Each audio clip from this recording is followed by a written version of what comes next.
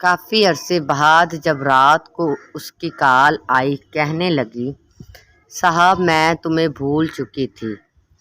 خدا گواہ ہے کہ نکاح نامے پر دستخط کرتے وقت مجھے ایک پل کے لیے بھی تمہارا خیال نہیں آیا۔ میں نے پوری نیک نیتی اور دیانت داری سے اپنا آپ کسی اور کے حوالے کر دیا۔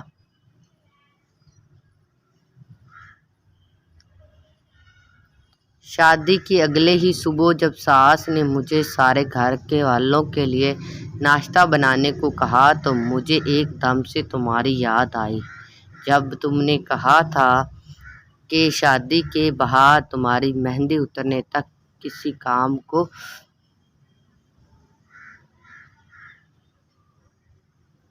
کام کو گرمی سے بے حال رات کا کھانا بنا کر گھر والوں کو دیا، میری باری آنے پہ کھانا ختم ہو گیا، میرے شوہر نے کھانے کا پوچھا تک نہیں۔ زندگی میں پہلی بار بھوکے پیٹ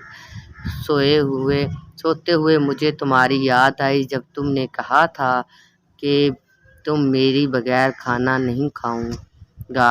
گزرتی عید پر گھر کے کاموں میں مصروف، مہندی لگانے کا وقت نہیں ملا۔ چاند رات کو میرا شوہر اپنی بہن کو چوڑیاں دلوانے لے گیا اور میری ساس نے مجھے یہ کہہ کر جانے نہیں دیا کہ تم مہندی چوڑیاں لینے چلی گئی تو ہزاروں کام جو رہتے ہیں وہ کون کرے گا۔ مجھے امید تھی کہ میرا شوہر میرے لیے چوڑیاں لے کے آئے گا، لیکن وہ نہیں لایا۔ صاحب مجھے اس وقت تمہاری اتنی یاد آئی کہ میں بھاگ کر الگ روم میں چلی گئی، جی بھر کر روتی رہی۔